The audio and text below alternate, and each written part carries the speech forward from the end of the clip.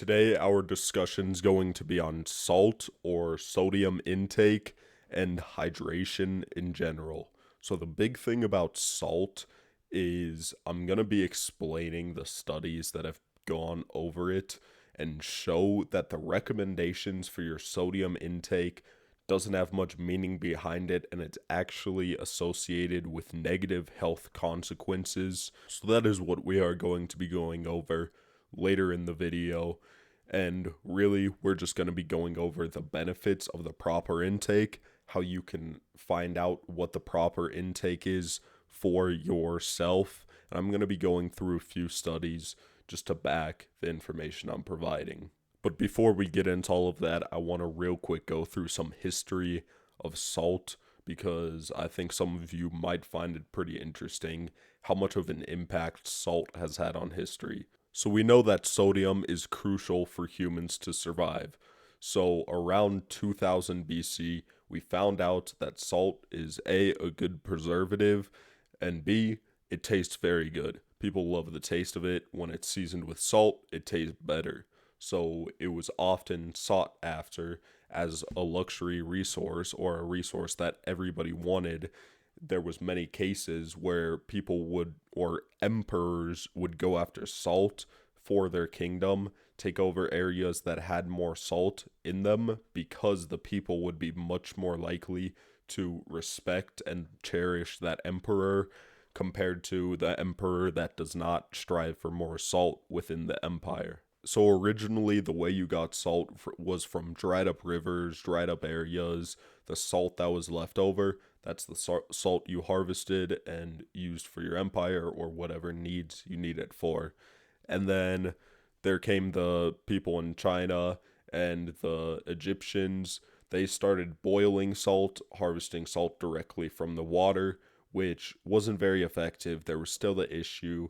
There was this huge deficit of salt, and everybody wanted salt, so it was still a big issue. And then the first case of natural gas usage was actually used to boil salt in houses more effectively. So they had these big houses full of pots, boiling salt, boiling the water so it evaporates and leaves the salt behind. Okay, so now I'm going to give you an example of a war over salt, how salt has really impacted the history of these empires. So I'm going to move a little bit forward in time to where Julius Caesar was emperor of the Roman Empire. So Julius Caesar's biggest war with the barbarians, also known as the Gauls, Gauls translates to salt. So the biggest war Julius Caesar fought in was against the Salt people. So this was to capture this land that was very rich in salt. And what was the whole meaning behind this? Why was Julius Caesar fighting this war, wanting this land rich in salt? He had access to it, but he knew at the time the biggest thing within the court, the biggest thing that really spikes your reputation at the time is capturing areas with salt and getting salt out to your people. So by capturing this area, capturing this land, his reputation was spiked, and this was the whole reason behind this war, solely over salt, to capture this area filled with salt. Back then, the Roman soldiers at the time were even paid with salt often. If they ran out of coins or ran out of currency, then they took salt as currency instead because of how important the salt was at the time. So salt was used in everything. Salt was used in random areas because it was so craved for. So you may be wondering, how did it go from wars over salt to now when you salt your food? Oh, don't put too much salt on it. That salt might give you health issues. So let's get straight into whether you should follow those sodium cravings or not and what exactly salt is doing for you. So what exactly is thirst? Thirst is wanting a balance between salt and water within your body. Your brain has a blood-brain barrier to protect it from pathogens, protect it from diseases getting to your brain, really just protect it in general. Your balls do too. So the point of these barriers is to prevent things from getting into your brain. But your brain needs to be able to detect the level of hydration within your blood. So this barrier is thinner in an area around the back of your skull. So what this area is doing is it's looking at the concentration inside of your blood and looking at the ratio of water to salt, potassium, magnesium, all of this. Right now we're focusing on it looking at the ratio of water to salt. So that's one of the things it looks at. It could detect if the balance is off. So it could either make you want to drink more water, or it could give you a salt craving, make you crave some sort of salty food. And we're going to go over in a second how exactly you could satisfy these cravings without eating processed foods, without actually destroying your health. So the kidney uses sodium to hold onto water. Now, in a normal, healthy system, it's chasing homeostasis. So it's chasing this ratio depending on what you're feeding it and what you're giving it. So if you're consuming more salt or too much salt, what's going to happen is you're going to pay out extra sodium and pay out extra water. Now, getting not enough salt means you'll pee out extra water and not be properly hydrated. This is because, once again, it's chasing that ratio. If you pee out more water and you don't have enough salt, then you're going to have the proper ratio, but you're not going to have enough of it. It's going to be an unhealthy state that your body wants to keep temporarily. So, if you stay in this state of a lack of sodium, which is recommended by the World Health Organization, the amount they're stating is a lack of sodium, what's going to happen is you're going to start retaining this water. Your balance is going to be off, or your electrolyte balance, not your physical balance, but your electrolyte balance is going to be off. And this is going to cause your body to not function as effectively and really just give you negative health consequences further down the line that I'll talk about in a second. So, sodium could be good or bad. You could have too much of it, you could have too little of it, but what you hear about it and what you're told about it, it isn't right. So, what sodium does inside of your cells is it makes it retain water. It improves your brain function when your cells are full of water and have enough water in them. But the thing is, if you have too much sodium, then the cells start to swell and it could have negative effects on your brain. Your brain stops functioning as effectively. Now, the opposite is true. If you don't have enough sodium, then you're not going to have any water in the cells or a lack of water in the cells, and you're not going to be functioning properly in your brain physically because of that. One effect of salt is allowing the adrenals to work properly. So if you don't get a high enough salt intake, then you're going to be more stressed out. You're going to feel stress much more because your adrenals are used to counteract stress. And if they're not functioning, then you're going to be stuck in this stressful state. You're not going to be able to counteract it with your adrenals. So it will boost your stress if you are stuck in a state of low sodium intake. Okay, now I'm going to go into the exact intake that the studies have said you want to have. But first, I want to throw out there, if you have hypertension or high blood pressure, or if you have low blood pressure, then what you are going to be consuming should be different. If you have high blood pressure, you should aim for the lower end or slightly below what I recommend. Or if you have low blood pressure, then you should aim for the high end or slightly above what I recommend. So it varies very much to individuals. Even whether you're working out very active, the more active you are, the more salt you should be intaking. There's many factors in this. You could just think of things that cause you to drink more water and assume that in hand you should be consuming more sodium. So that's as far as physical wise. The more physical you are, if you're drinking more water, then you should consume more sodium if we ignore the blood pressure part. But the World Health Organization recommends that you have 2,000 milligrams of sodium a day. A gram of salt is about 388 milligrams of sodium. So this is about 6 grams of salt a day. Not very much. The average American consumes 3,400 milligrams of sodium, and Americans have a high salt consumption. So now I want to go through what exactly the studies say. So that 3,400 milligrams of salt is actually quite good, a lot better than the recommended, because what the studies have said is between 4,000 and 5,000 milligrams is the optimal sweet spot throughout the day. This is going to associate with a higher all cause mortality rate. You're going to be healthier, you're less likely to have health risks. Your brain and body is going to have its best function when you're consuming this much. So, for most Americans, actually, they could be consuming more salt. And America's considered the country that eats a lot of salt because of all the processed foods. So, if you're not in America, you should really be considering and looking at the amount of salt intake you're actually getting.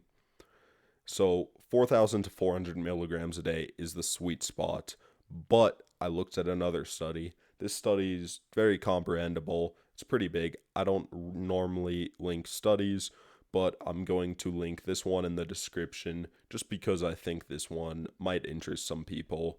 And sodium is one of those topics where people don't want to adjust their intake just because, putting salt in your water, you start worrying if you're giving yourself health consequences, health issues. So, just because this is a sensitive topic, I'm going to throw the largest study on sodium intake in the description. This study was on about 15,000 people. And what exactly did it find?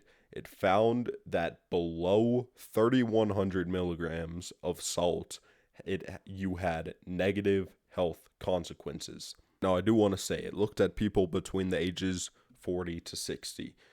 But if you look at the negative health consequences of too much salt, you normally are more worried about it as you get older.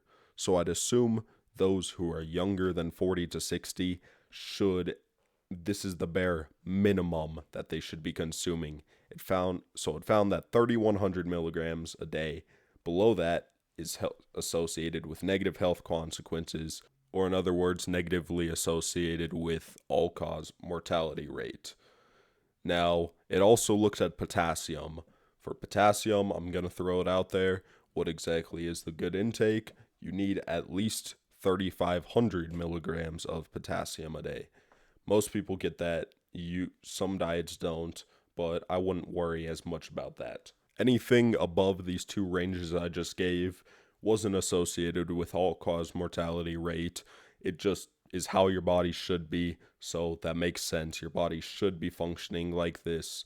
So the fact that you don't have any negative consequences from consuming higher than this as far as your health from this study makes sense. Now, finally, your daily magnesium intake.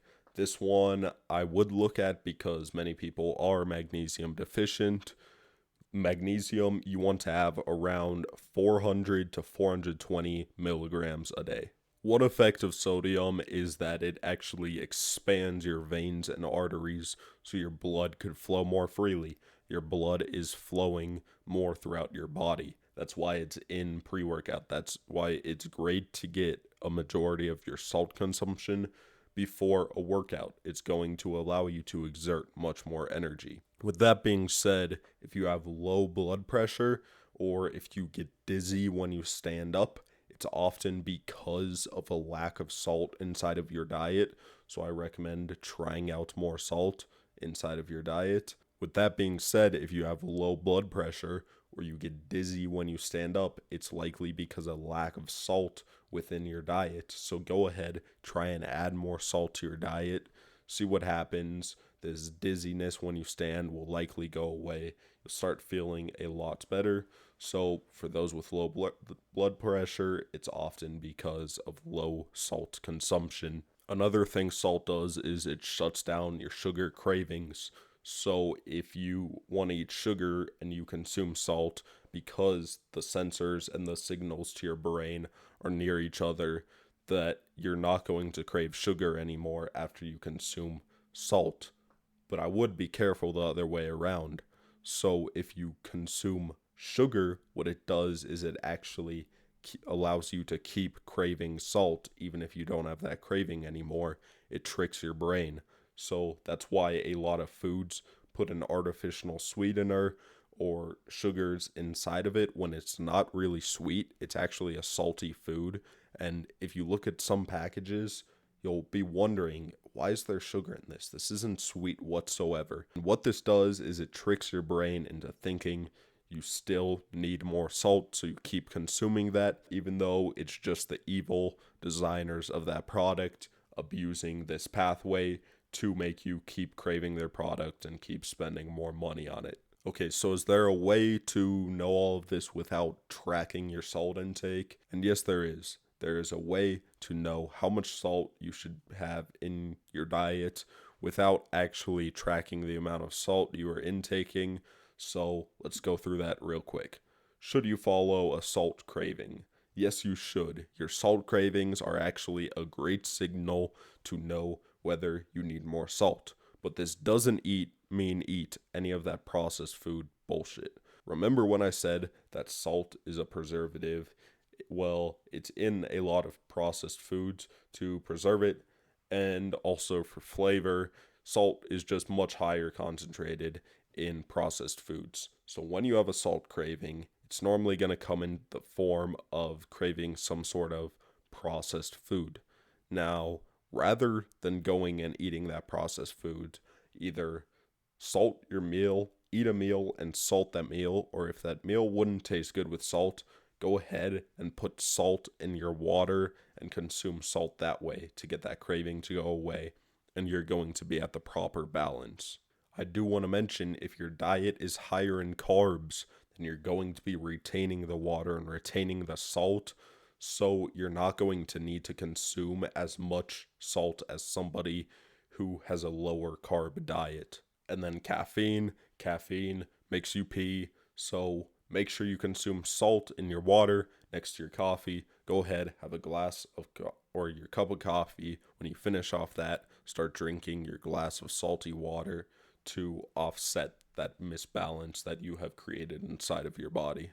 Now, what exactly should you be doing inside of the gym? You could have salt inside the gym, but the main prerequisite is making sure you're hydrating with electrolytes, what I named earlier: sodium, potassium, magnesium, before the gym. Make sure you're properly hydrated. And then when you are inside of the gym, you need to take your body weight, divide it by 30, your body weight in pounds, divide it by 30, and then that's the amount of ounces in water you should be consuming every 15 minutes inside the gym. So for me, that's approximately 6 ounces, which is about 3/4 of a cup every 15 minutes. Now, this is just a guideline. You don't have to completely follow it. But the thing is, you're not going to be thirsty when you're doing this. And why is that? That is because when you are thirsty, that actually means that you are already dehydrated. It takes about 30 minutes for your brain to detect through this blood-brain barrier the amount of water within your system. So if you are drinking ahead of time and drinking when you are not thirsty, then you're going to prevent getting to this dehydrated state. So you may be wondering, why exactly did I tell you to follow your salt cravings earlier? If this is the case, and that's because, one, there's sensors in your mouth when you're consuming salt that I mentioned earlier. It's going to send signals to your brain immediately to let your brain know that you just got salt.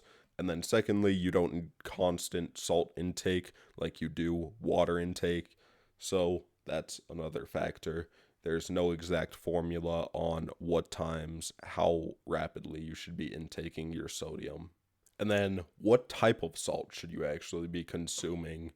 Now, it's important to note that table salt has no minerals. It's going to serve the purpose of intaking salt, getting sodium inside of your body. But if you want extra minerals or want some sort of salt with minerals that'll help your testosterone, help your hormones when you consume them, then go for sea salt or Himalayan salt.